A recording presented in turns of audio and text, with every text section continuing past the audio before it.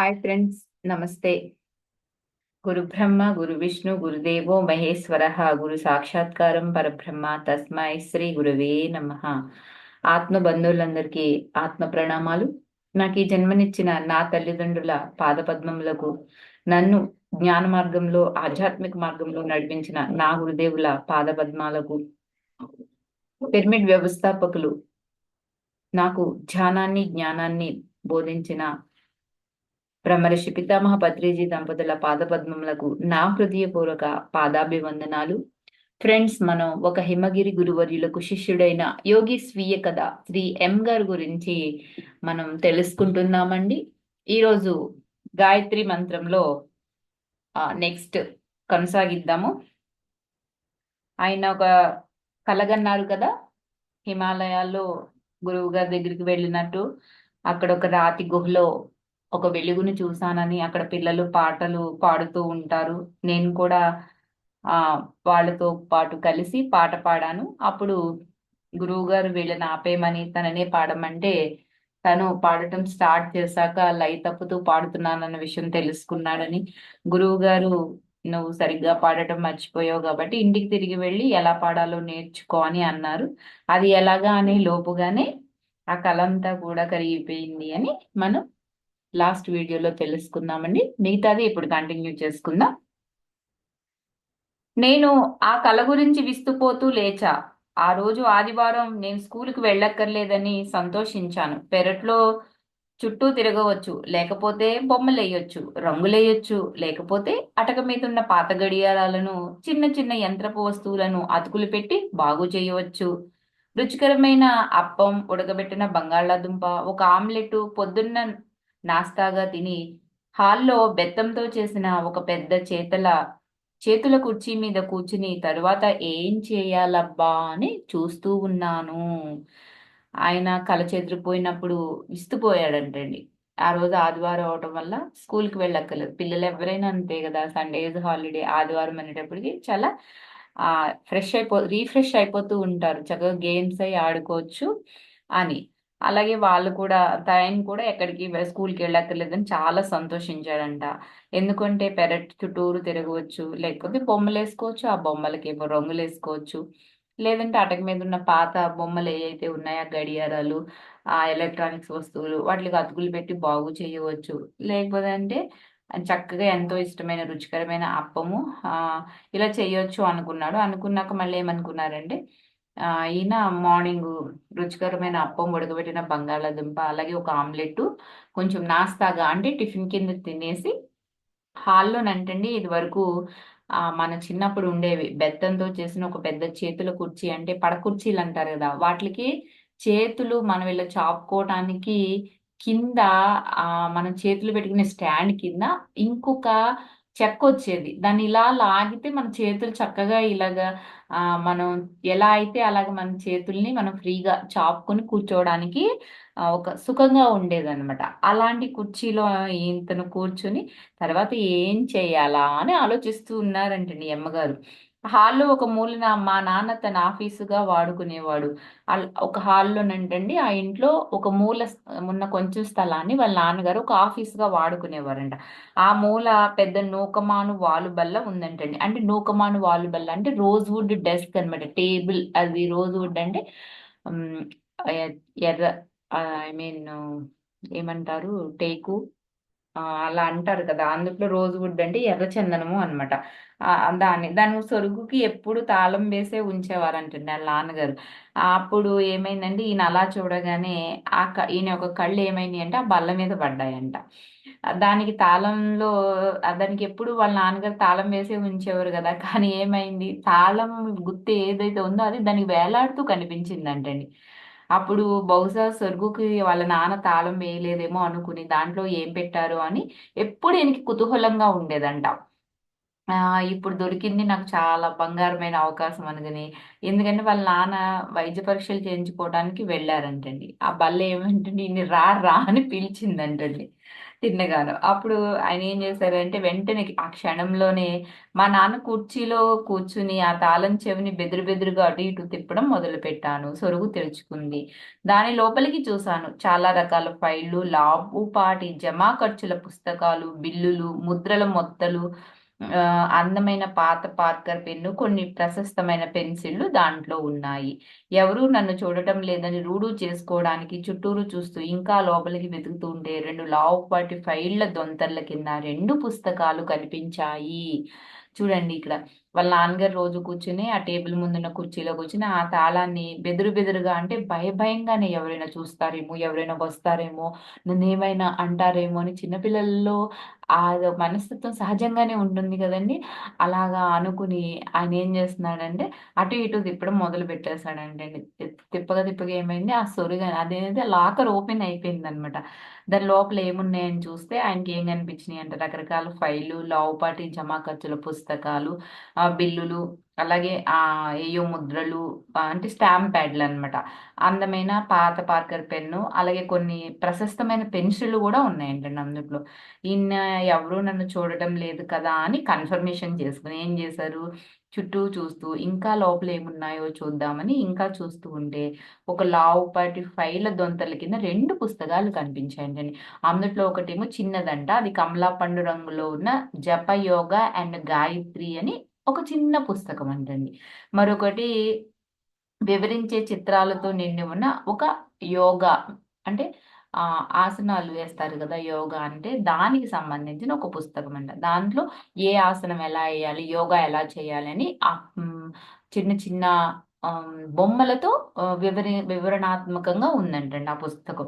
దాంట్లో చాలా భంగిమల్లో ఒక మనిషి బొమ్మలు ఉన్నాయంట. అవన్నీ నేను సామగారిడేలు, అంటే జిమ్నాస్టిక్ సంబంధించిన అభ్యాసాలని ఈయన అనుకున్నారు శ్రీ అమ్మగారు. ఎందుకంటే ఆ వయసులో అవి ఏంటి అనే నాలెడ్జ్ ఈయనకి తెలియదు కాబట్టి. ఆయన ఏం చేశారంటే ఆ చిన్న పుస్తకం ప్రముఖ వేదాంత అధ్యాపకుడైన స్వామి చిన్మయానంద రాసినదని ఈయనకి తర్వాత తెలిసిందంటండి. ఆ సమయంలో మాత్రం నేను కనుక్కున్న ఆ పుస్తకాలతో పూర్తిగా ఆకర్షితుడైపోయాడు విన అయిపోయి ఆ మా నాన్న అవి పోయినట్టుగా గుర్తించకుండా ఉంటాడని ఆశిస్తూ నేను వాటిని ఆయన అనుమతి లేకుండానే ఉపయోగించడానికి మార్గం చూడాలి అనుకున్నాడండి. అవి పోయినాయి అని వాళ్ళ నాన్నగారికి తెలియకూడదు. అంటే ఈ యొక్క శ్రీ అమ్మగారు ఆ పుస్తకాలు వాళ్ళ నాన్నగారు సరుకులోంచి తీసినట్టు వాళ్ళ నాన్నగారు గుర్తించకూడదు అని, దానికోసం ఏం చేయాలబ్బా అని ఒక మార్గం కోసం ఈయన నెతకటం మొదలు పెట్టాడంటండి. ఇక్కడ ఇప్పుడు వాళ్ళ నాన్నగారి గురించి కొంత ఇంట్రడక్షన్ మనకి ఇస్తున్నారనమాట. ఏంటి అంటే నేను మా నాన్న గురించి మీకు కొంత చెప్పాలి అనుకుంటున్నాను. ఎందుకంటే ఆయన బతుకు తెరువును ఆయన ఒక కట్టడాల గుత్తేదారు. అంతే తప్ప మినహాయించి దృఢమైన శరీరం కోసం చేసే కసరత్తులు, కలరి పయట్టు, అంటే నిరాయుధంగా పోట్లాడడానికి, స్వయం సంరక్షణ చేసుకోవడానికి చేసే మలయాళీ తరహా కసరత్తు పద్ధతి అంటండి. దాన్ని కలరి పైటు అంటారంట. హిందూ తత్వశాస్త్రం, సినిమాలు ఆయన ముఖ్యంగా ఇష్టపడేదంటండి. ఆయనకి హిందూ తత్వశాస్త్రం అన్నా సినిమాలన్నా చాలా ఇష్టం అంట. ఆయన కేరళీయ విశ్వవిద్యాలయంలో భారతీయ తత్వశాస్త్రాన్ని ఐచ్ఛిక విషయంగా తీసుకుని మలయాళ సాహిత్యంలో పట్టభద్రుడు కూడా అయ్యారంటండి ఆ రోజుల్లోనే. ఆయనకి వేదాంతం అన్నా దానికి సంబంధించిన ఇతర విషయాలన్నా చాలా ఇష్టం. వాటి మీద గొప్ప నిపుణులు చేసే ఉపన్యాసాలకు ఆయన వెళ్ళేవారు. ఆయన బహిరంగంగా ఒక ప్రత్యేకమైన మతానుమాయిగా కనిపించేవాడు కాదు. అంటే ఆయన ఏంటి, నేను ముస్లిమాన్ కదా, ఇలాగే ఉండాలి కదా, మేము అలా ఆయనవి, నాకు ఆయన కులస్తుడు పుట్టుతహ ఏదైతే కులం ఉందో ఆ కులంగానే నేను కనిపించాలని ఆయన ఎప్పుడు అనుకునేవాడు కాదంటండి. ఆయన ఇస్లామిక్ మూలాలకు తార్కాణం. ఎందుకంటే ఆయన ఏడాదికి 2 సార్లు రంజాన్ అప్పుడు, బక్రీద్ అప్పుడు జుమ్మా మసీదుకి వెళ్ళి ఆ సమాజంలో కలియడం మాత్రమే జరిగేదంట. అది మినహా ఆయన భవిష్యత్తు గురించి పట్టించుకోకుండా ఎప్పుడు ఆయన ఆనందంగా ఉంటూ ఏ కొత్త సినిమా వచ్చినా కూడా వదిలిపెట్టకుండా చూస్తూ ఉండేవారంటండి. యోగాభ్యాసం మొదలు పెట్టడానికి ముందు ఆయన బాగా పొగ తాగేవాడంట. యోగాన్ని ప్రారంభించడానికి ముందు కూడా ఆయన తెల్లవారుజామునే లేచి ఒక గంటన్నర పాటు గట్టి ప్రయత్నంతో బలంగా కసరత్తు, అంటే వ్యాయామం, ఎక్సర్సైజ్ అన్నమాట. అప్పుడప్పుడు ఈ యొక్క శ్రీ ఎం గారు ఉన్నారు కదా, ఈయన్ని కూడా లేపి చిన్న చిన్న కసరత్తులు నేర్పుతూ ఉండేవారంటండి. ఇది వాళ్ళ నాన్నగారి గురించి మనకి ఇచ్చిన ఇంట్రడక్షన్ అన్నమాట. ఆ రోజు మా నాన్న సొరుగులో దొరికిన 2 పుస్తకాల్లో సాముగారిడీలు పుస్తకం కన్నా కమలా పండు రంగున్న ఆ చిన్న పుస్తకం నన్ను బాగా ఆకర్షించింది. కానీ నేను రెండూ తీసుకోవడానికి నిశ్చయించుకున్నాను. తరువాత సొరుగును మూసి తాళం వేశాను.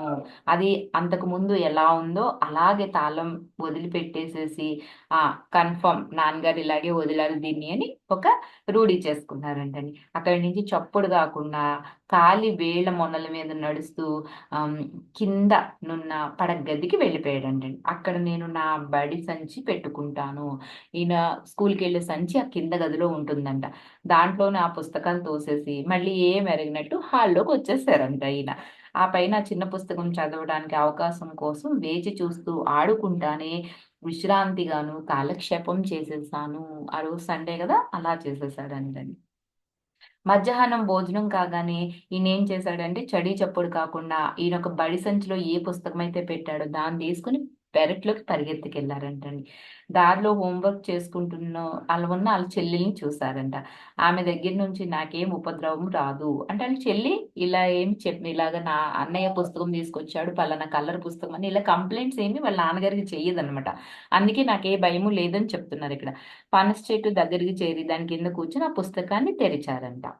అక్కడ ఉంది నేను కలలో విన్నది, బాగా అనకపోయినా గానం చేయటానికి ప్రయత్నించింది అయినా ఆ మంత్రం. ఈయనకి మరి నిన్న కలొచ్చింది అని చెప్పుకున్నాం కదా! ఈరోజు తెల్లారగట్ల ఆ కలలో విన్నది ఆ మంత్రం అంటండి అక్కడ ఉన్నది.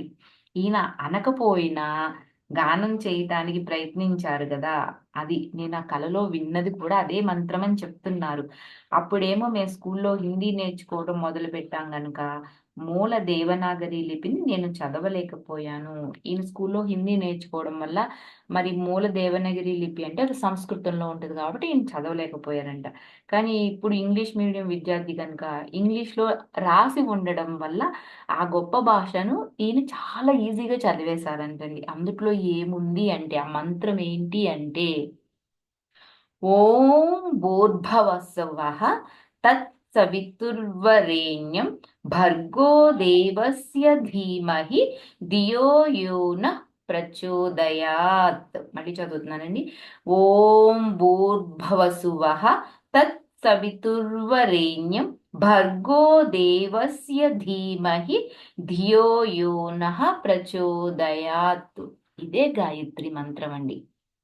క్రితం రాత్రి కలలోని మంత్రగానం నా తలలో మోగుతుండగా నాకు సరైన నాదము, స్వరము, అవరోహణము కూడా వచ్చాయి.